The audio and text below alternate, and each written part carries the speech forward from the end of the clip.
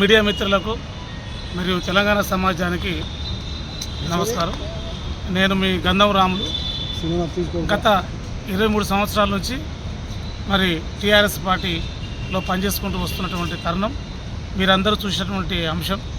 మరి ఆనాడు విద్యార్థి నాయకుడిగా మరి విభజన విభాగంలో పనిచేయడం, మరి టీఆర్ఎస్ పార్టీ మరి అనుబంధంగా ప్రైవేటు ఉద్యోగుల సంఘం కూడా ఏర్పాటు చేసి మరి ఎన్నో జాబ్ మేళాలు, స్కిల్ డెవలప్మెంట్ ప్రోగ్రామ్ చేస్తూ మరి పార్టీకి అనుబంధంగా చేసినటువంటి అంశం.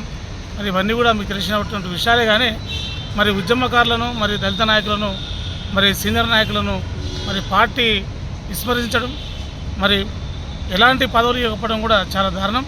మరి నాకన్నా వెనుకొచ్చినటువంటి వారికి, మరి నాకన్నా తక్కువ అనుభవం గల వారికి మరి మంచి మంచి పదవులు కట్టబెట్టి ఎంతో క్షోభకు, అవమానానికి గురి చేసినటువంటి అంశం మీరందరూ చూశారు. మరి ఈ తరుణంలో మరి కాంగ్రెస్ పార్టీ ఈ రాష్ట్రంలో అధికారంలోకి వచ్చిన తర్వాత కూడా మరి ప్రైవేట్ ఉద్యోగులను, కార్మికులను, మరి దళితులను, మిగతా అన్ని వర్గాల వారిని మరి సంరక్షించేటువంటి అంశంలో ముందున్న సందర్భంగా మేము మొన్న రాష్ట్ర గౌరవ ముఖ్యమంత్రి వారు రేవంత్ రెడ్డి గారి ఆధ్వర్యంలో చేయడం జరిగినది.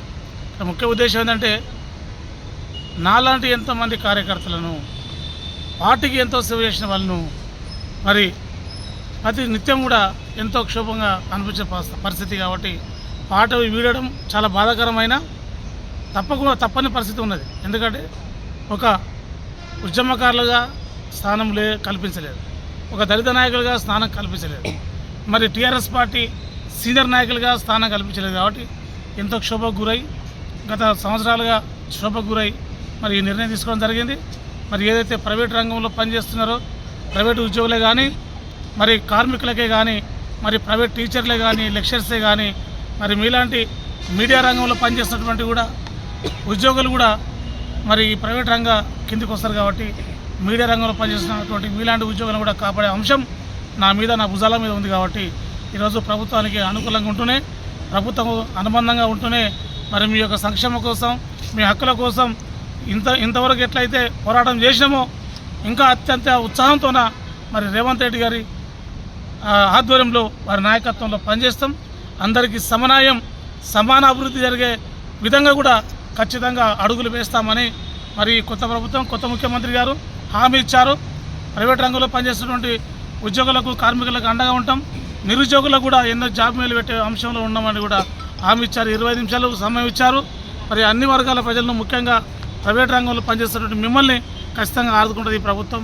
మీ ప్రభుత్వాన్ని కూడా 25 నిమిషాలు మాట్లాడి మరి వారు హామీ ఇవ్వడం వల్ల చాలా సంతోషకరం అనిపించింది. కాబట్టి నా నేపథ్యం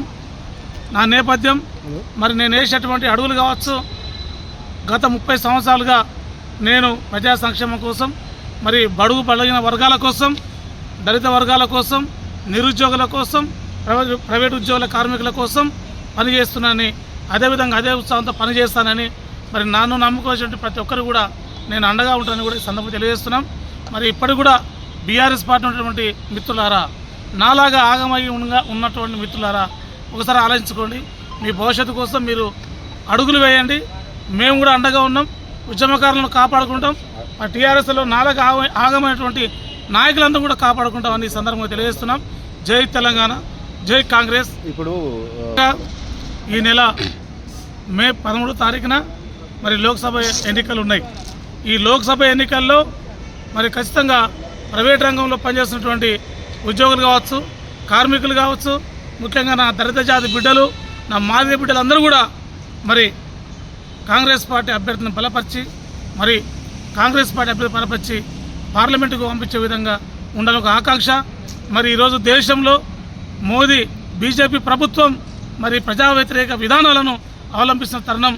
కాబట్టి ఈరోజు ప్రజాస్వామ్యం బతకాలంటే, రాజ్యాంగం మరి భారత రాజ్యాంగం బతకాలంటే ఖచ్చితంగా కాంగ్రెస్ పార్టీని గెలిపించాల్సిన అవసరం మన అందరి మీద ఉంది. కాబట్టి ఖచ్చితంగా సబండ వర్గాలు, ప్రైవేటు ఉద్యోగులు, ప్రైవేటు కార్మికులు మరి అందరూ కూడా ఖచ్చితంగా రేపు 13వ తారీఖున హస్తం గుర్తుకు ఓటేసి మరి కాంగ్రెస్ పార్టీని గెలిపించి పార్లమెంటులో మరి సమైక్యవాదాన్ని, అదేవిధంగా జాతీయతను, తెలంగాణ వాదాన్ని, మరి తెలంగాణకు రావాల్సినటువంటి వనరులు ఏదైతే ఉన్నావో ఐటీఆర్ కావచ్చు, మరి పాలమూరు రంగారెడ్డి జిల్లా హోదా కావచ్చు, అదేవిధంగా రైల్వే కోచ్ కావచ్చు, మరి 2 కోట్ల ఉద్యోగాలు ఇస్తామని చెప్పి మభ్యపెట్టారు.